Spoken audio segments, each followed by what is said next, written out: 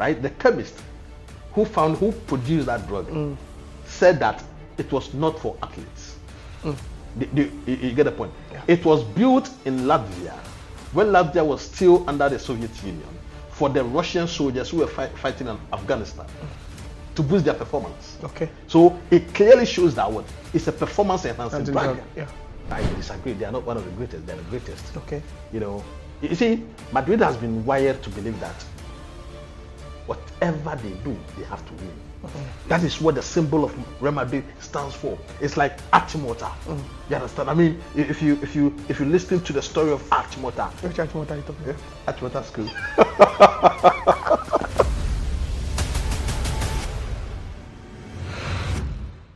Hello, welcome to Our Media Sports channel on YouTube. My name is Jose. I'll be taking a look at what happened yesterday in Doha, in Qatar. The best FIFA awards took place. Quite a number of, there are some top football people were awarded over there, but the creme de la creme, or the biggest award, actually went to the best men's player of the year, and that's a Brazilian, and then also a Real Madrid winger, Vinicius Junior. And then Rodri coming second, then Jude Bellingham also being voted third. But Aitana Bonmati has been crowned champion of the best women's player of the year 2 years running. And then also Emma Hayes, the former Chelsea coach, and then also current USA women's national team coach, being voted the women's coach of the year. And guess who won the men's coach of the year?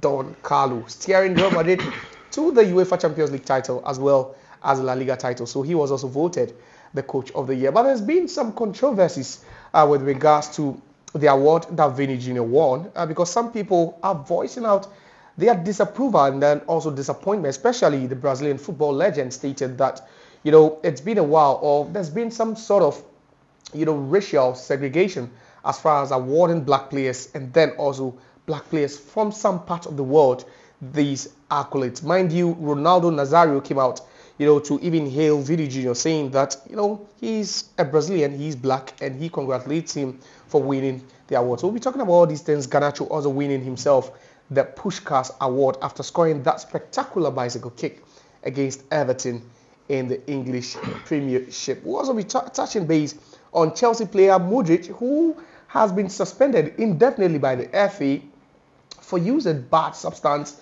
after a test was run on him. And then also, we're talking about Marcus Rashford, who has been dropped from the Manchester United team that will be visiting the Tottenham Hotspur Stadium as they play in the Carabao Cup quarter-final. Let me introduce my guest to you and let's start a conversation. Welcome to the studio, Foss. How are you doing? Thank you. I'm good. Yeah. You're doing great? I'm fantastic. Okay, it's always nice to know that you're doing good. Let's just, hit the ground running. Let's talk about the FIFA Best Awards. It was a spectacular night in Doha. The FIFA Intercontinental Cup is also being played. But let's talk about first Vini Junior being crowned champion. Were you surprised?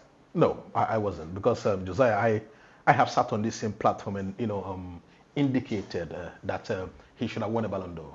I get to the point. I mean, if you look at the impact across the year under review, Vinicius Junior had much more impact because he led the Madrid team to win the Champions League and then the Spanish La Liga, winning the double. So at the end of the day, on what basis then do we justifiably say that Rodri is the winner of the Ballon d'Or? Okay. So I think that the wrong has been right. What has been stolen from Vinicius Junior has rightfully been given to him this time around. And to me, I see more value in FIFA's award than that of the Ballon d'Or. Really? Based on what? No, based on the fact that this is recognized by FIFA. This is an award that is being given by FIFA, the regulator of football. I get to the point. It's like being a boxer. If the WBC or the IBF or the WBO or the WBC gives you an award, it holds much more, recognition, much more value than some other organization giving you the award, or maybe a sports paper forming an award that they give it to you, because these are the regulators of the game. They are the connoisseurs of the game. They are the propounders of the game. So I believe that there's much more weight, with what Vinicius has been able to win compared to what Rodri has won.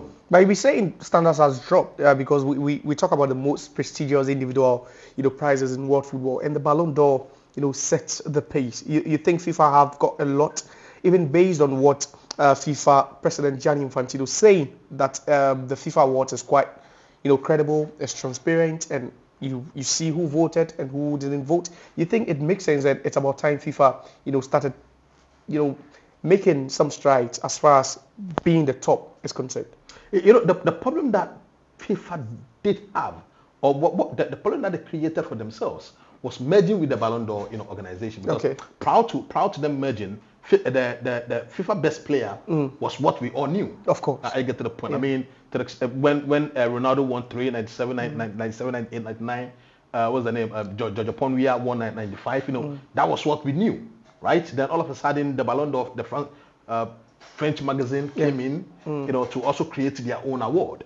I don't understand who advised them to merge with the Ballon d'Or. But you think it was worth it? No, it wasn't worth it. Because this is an organization that is the biggest when it comes to continental football, right?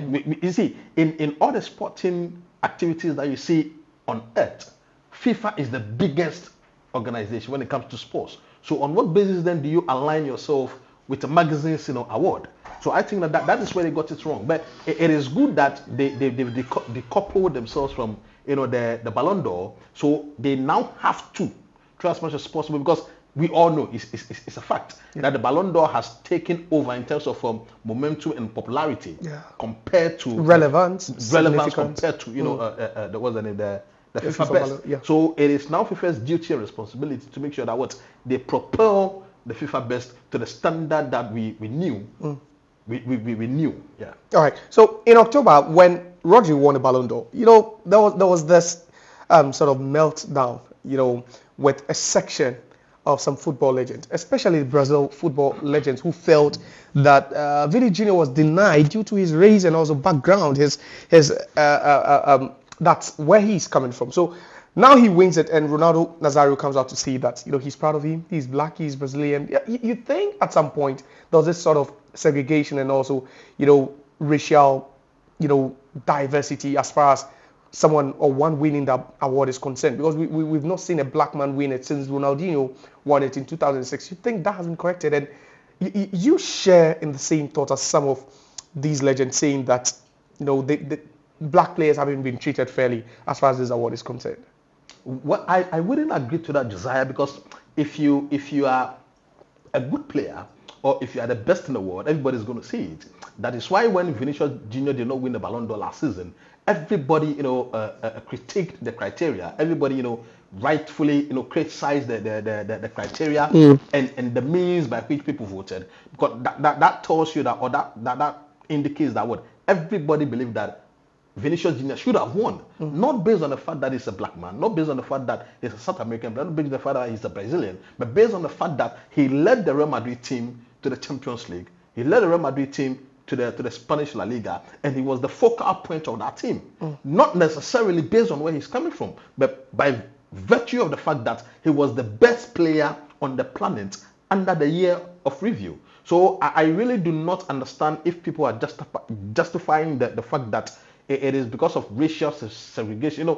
It is a known fact. I get to the point that you don't share that. No, I don't share that. It's a known fact that there's racism in football. I get to the point, but I don't think that it is the reason for which black players have not been able to win the Ballon d'Or or the FIFA players. Because apart from what's the name, Vinicius Junior last year, the only player of black parentage who has come close is Kylian Mbappe. Sure. I get to the point. So it doesn't necessarily indicate that there's a vitriolic attack, or there's a vitriolic agenda against black players, but it is what they are doing or what they are not doing. Are they performing to the highest of standards that they are going to be seen, or they are going to be deemed fit to be named the best player on the planet? That should be the question, not racial segregation. All right, so now let's talk about the order now. It was Vini Junior, there's Rodrigo Cascante, and then there's Jude Bellingham. You think it was fair? Because you look at the achievement of all these players. Yes, Vini Junior and Jude playing the same team, so obviously they won the same number of trophies. But for their national teams, we saw Jude make it to the Euro finals. Vini didn't with Brazil at the Copa. Yeah. And then also, even in Real Madrid, Jude Bellingham was voted the best player in the year under review, the 2023-24 season. You think it makes sense for a player who was voted the best player by the club not to even have won it ahead of that teammate who came second? You know, that we will always argue about the voting pattern. I get to the point because Jude Bellingham, rightfully so, was the best player in the Spanish La Liga last season. For Real Madrid? For the whole of but talking about Real Madrid. Yeah, he was Real Madrid's best player. Best player, yeah. He was Spanish La Liga's best player. Yeah, he was young best player in the UEFA Champions League. Thank you. Yeah. As well. And Vini was the best player in the Champions League. Alone. Yeah. Alone. So you see, it depends on what you believe in. It depends on how you see football. Okay. I get to the point. If you allow Italians to vote, a defender would continuously win the world best. Okay. If you allow South Americans to vote, attackers will continuously win the world best. Okay. So it depends on how you believe that football should be played. Okay. So at the end of the day, somebody might say that yes, Jude Bellingham was all these things last season, but the focal point was Vinicius Junior because he is more of an attacking player. He's an attacking player, not more of an attacking player. So they do believe. You see, it is quite funny that when it comes to success in football, a lot of the connoisseurs do not lay emphasis on defenders and goalkeepers. The success of a team is ascribed to the attackers, which to me I think is wrong because it is the total spine of a team that makes it successful. So if the voting pattern should be looked at, but that cannot change because it is not something that FIFA will sit down and then vote on. But it is every single national team coach, national team captain, journalist that are going to vote. So these are different scopes, different understanding of the game. So it is quite funny though, but it brings about another question, another discussion. How should the voting pattern be done? All right, so there wouldn't be a clear path as to how one should vote or a clear criteria, but like you rightly said, yes, attackers are being prioritized ahead of players who play in other positions. But let's look at the other awards as well. Don Carlo winning the coach of the year. You aren't surprised, are you? Who else should have won? Pep Guardiola? No. I mean, you see, we have to fix the fact, you understand? I mean, Man City won the EPL last season, but we are talking about a coach who has won the Champions League, who has won the Spanish La Liga, who came close to winning the Copa del Rey. So meaning that he nearly won the treble. So this is not even in question. This is not even in doubt. Everybody who understands and appreciates the game knows or knew that it's going to be Carlo Ancelotti who was going to win the best coach, and he did win. So there's no question about that. De La Fuente of Spain. Fantastic young coach, because he was given a job when nobody expected I was going to give him a job, and he has proven that yes, when opportunities are given to young coaches, they are capable, they are students of the game, and they all need opportunities. Just like Pep Guardiola was given opportunity in 2008, just like Jose Mourinho was given opportunity in 2004 to come coach Chelsea, just like what's the name? Zinedine Zidane was given opportunity to come coach Real Madrid. So if opportunities are given to young coaches and young connoisseurs of the game who want to learn, they should be given to them. And I think that De La Fuente is a good coach and is going to grow to become a better coach. Okay. All right. So now let's move to the best goal award. About 11 goals over there. Ghanaian international. That's Mohamed Kudus has his goal also nominated. He scored a stunning goal, against Freiburg in the Europa League. But the eventual winner had to be Argentine international Alejandro Garnacho, who scored, to some extent, one of the best bicycle kicks we've seen, in the English Premiership in a long while. You think it was well deserved for him to have walked away with that award? That goal is reminiscent of the goal when Rooney scored against Manchester City. Okay. The level of technique, the difficulty, the level of aesthetics, associated with that goal makes it the standout goal. And I would have been surprised if any other goal had been chosen. Oh, really? I'm telling you for a fact. You see, we have seen a lot of nice goals, especially goals from maybe 50 yards, 60 yards. Yeah. They are now normal. I get the point. Really? Bicycle kicks aren't. Bicycle kicks are not. Because, the level of difficulty. I mean, we are all talking about the level. I thought during your playing days, you scored a lot of bicycle kicks. Oh, you see, I scored about 3-4 basketball kicks. Yeah, started, but you got up without a scratch. Oh, you get a scratch. You know our pitches. Our pitches are miniature. So you end up getting a scratch. Red soil. But how come Wayne Rooney didn't win the Puskás with his bicycle kick? You know, that season there were quite a number of goals. You understand? Okay. Just like Michael Essien's goal against Arsenal. Never won did not win the Puskás. Because of Cristiano Ronaldo's goal. Yes. You understand? So sometimes you might score a crazy goal, but there's just another goal that might beat yours. So that might be the reason. But the year under review, Garnacho's goal was superb. But how come Lionel Messi has never won the Puskás award before? He's been nominated 7 times for the award, but he's never won it before. But do you know Lionel Messi did not really score aesthetic goals? He scored crazy goals. No, they are normal goals. You remember his goal against Athletic Bilbao? Yeah. When he dribbled from halfway line. You know what? A lot that goal is reminiscent of what Maradona did in 1986. Yeah. You understand? Yeah. Against England. Yeah. Right? So we have seen it before. We've seen bicycle kicks before. See. Yeah. I am not disputing the fact that it is a nice goal. Mm-hmm. It is a well-taken, fantastic goal. I get to the point. Yeah. But we have seen other players do that. Okay. We saw George Weah in 1997 do that. Mm-hmm. I get to the point. And he has done it continuously. Okay. We have seen Eden Hazard do that. Yeah. So yes, we have seen Song Human. He raised from his half. Yes. A couple of years ago. We have seen that.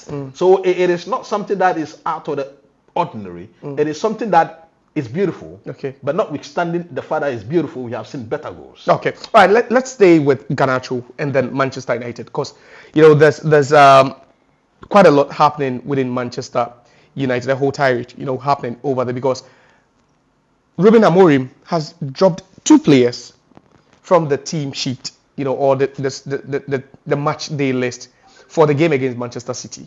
Then days later, we are hearing that Garnacho has been reinstated. Apparently, Garnacho, it's been alleged that he's been leaking team news to the media.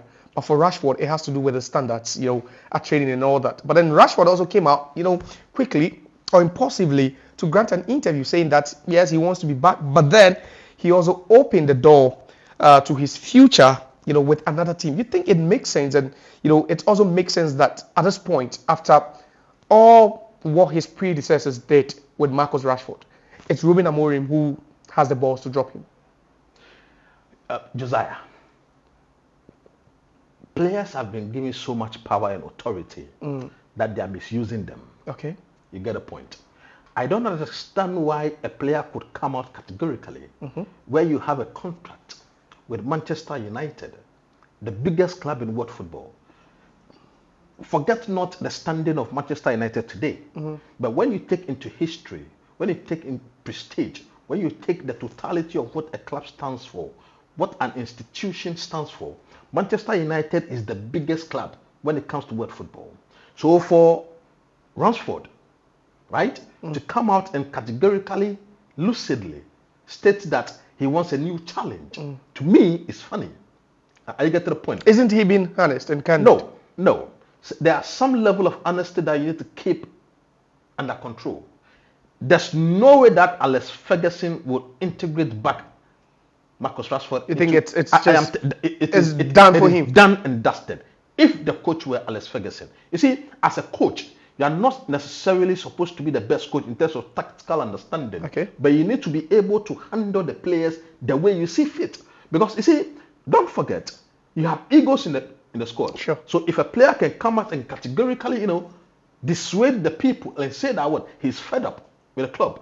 Do you know what statement that sent out? What are the implications? It means that he lacks ambition. 1. It means that he's down his tools. 2. It means that he doesn't see a future with the club. But remember, you are on £350,000 a week. I get to the point, and I can tell you for a fact that the percentage of people who are making that money on earth. So you are in a privileged position, even if you have a problem with the club, right? These are things that you need to keep in-house. You don't have to go out and make such blatant statements. Just like what Mohamed Salah did when he said that he is more out that he's in. But he's being honest. No, you're not getting the point. Yeah. See, I'm saying that there's some level of honesty that must not come out. But why don't you also be frank with the fan base? Why? No. You see, you are under contract. I get to the point. No matter, but it doesn't stop you. It doesn't prevent you from saying the truth. What is the truth? If you are fed up with them, then okay, tell the club to terminate your contract. Will you be able to do that? No, but he needs to see to the end of his contract. That's what he's doing. That is why I'm saying that it is not because he wants to see to the end of his contract, because he doesn't want to lose the 350,000 quid that he's earning. What the point I'm trying to make is that you've not been good over the past couple of years. Okay. For the past 3-4 years, Marcus Rashford has been in the United setup because they've not been able to bring in a better player. And the fact that he's an academy, you see, it is difficult for English players to let the academy players leave because they serve as a symbolic, a part of the club. That is why when McTominay was being sold, a lot of the old guard, a lot of the old players said that it was wrong for McTominay to have been sold because these are the foundations of the club. They serve as the bridging block between the academy and the first team because it inspires the academy players that there's a future, there's hope for them when they be integrated into the full squad. I get to the point. So I would say confidently that should what's the name? Marcus Rashford be sold today, it will not hurt Manchester United. I get to the point because he hasn't deserved the 350. You think it's been long overdue for a player of his caliber? It's been long overdue, my brother, because let's be sincere with ourselves. What has been his goal scoring abilities over the past 3-4 seasons? What has been his impact on the United squad over the past years? See, the moment De Gea left, he became the most senior player in the squad. Sure. You know that. Yeah. So what has been his leadership qualities? What has been his impact both on the field and as a leader of that group?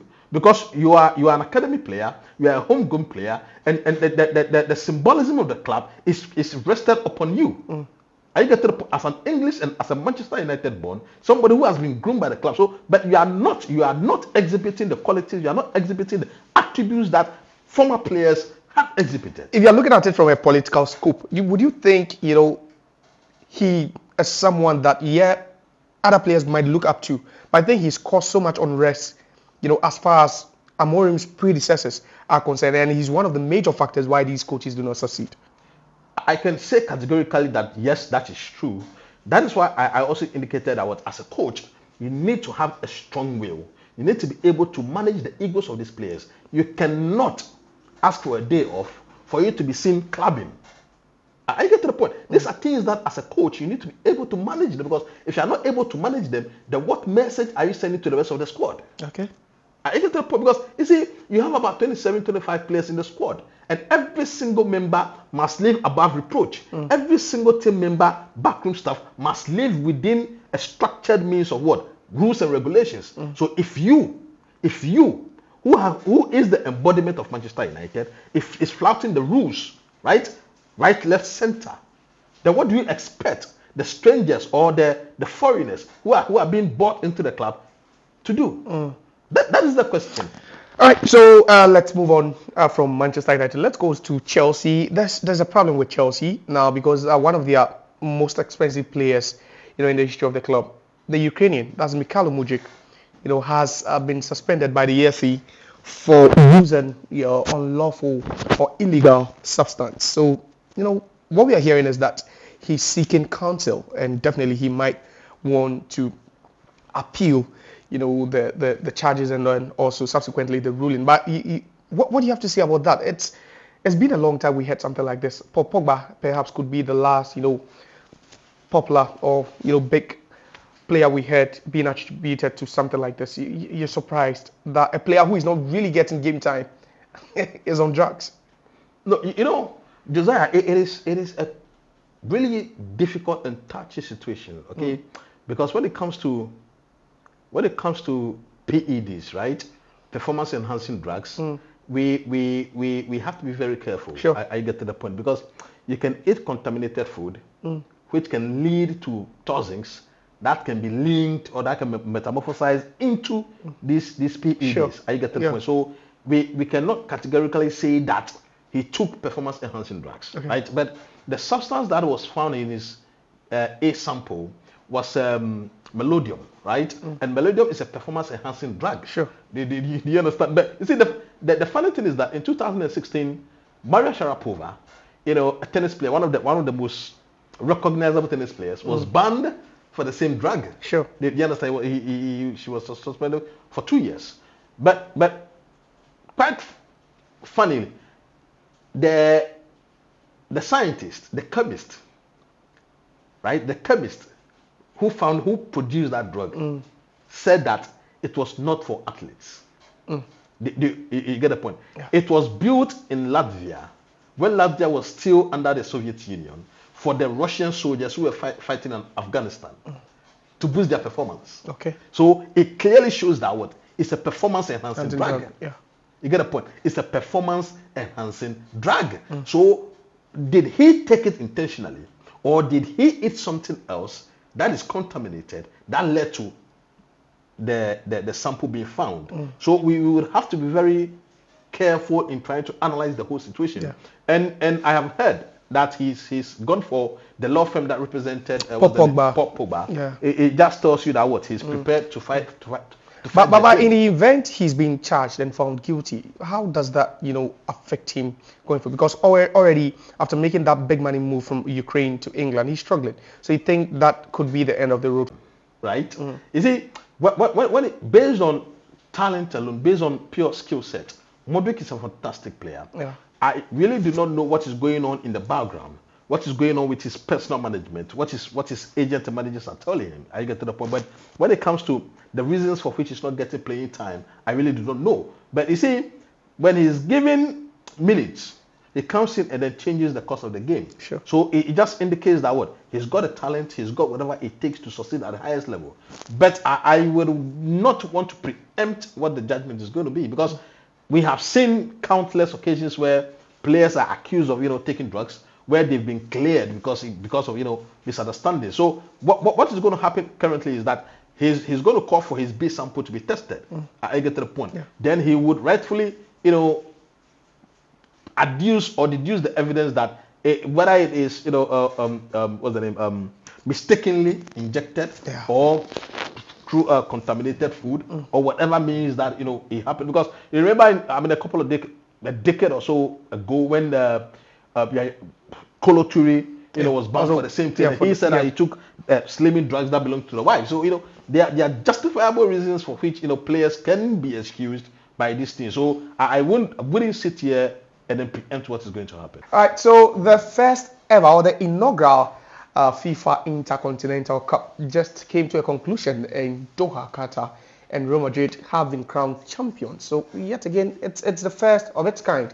But there's a team that keeps on making history as far as continental tournament is concerned. So Kylian Mbappe scoring twice in that particular game, but Vini Junior just hours after being crowned the new king of world football set up Kylian Mbappe for one of the goals. But it's still Madrid reigning supreme, not just in Europe, but then in the world at large. First, we are talking about one of the greatest teams of all time, if not the greatest team in the history of football. But it's the inaugural FIFA Intercontinental Cup that has come to replace the FIFA Club World Cup, which in itself would be played now, every 4 years. And Madrid, going into that game against Pachuca, you rightly knew that they were overwhelming favorite. If there were a word much more greater than overwhelming, that's what you are going to use to describe the Madrid team, Yeah.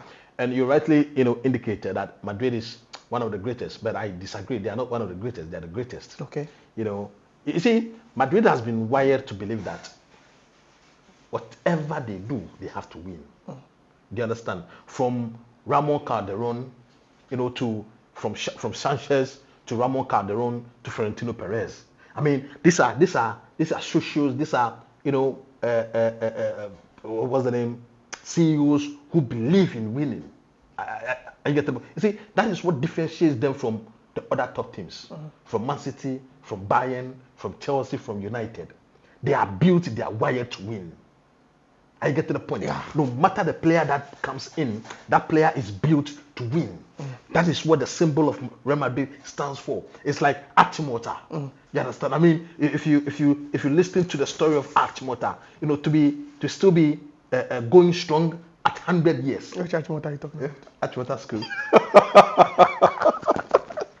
But Alright. that's the point. Yeah. You see, let's be candid. I mean, there's no doubt that Pachuca was not going to, you know, touch Madrid. There wasn't going to be an upset. No, it's never going to happen. Yeah, I mean, you see, once in a while you can expect an upset. Okay. I get the point. But in today's game, everybody who understands football, even the girls who are drunk, knew That Madrid were going to Madrid win. was going But let's talk a bit about the format where you have the 6 continental champions in club, you know, their respective, you know, federations just converging to play in that tournament. And you have the champions of Europe only playing in the final. You think it's quite unfair I think to the other teams? Jose, you don't have to go so far. You see, FIFA has been unfair to the rest of the world.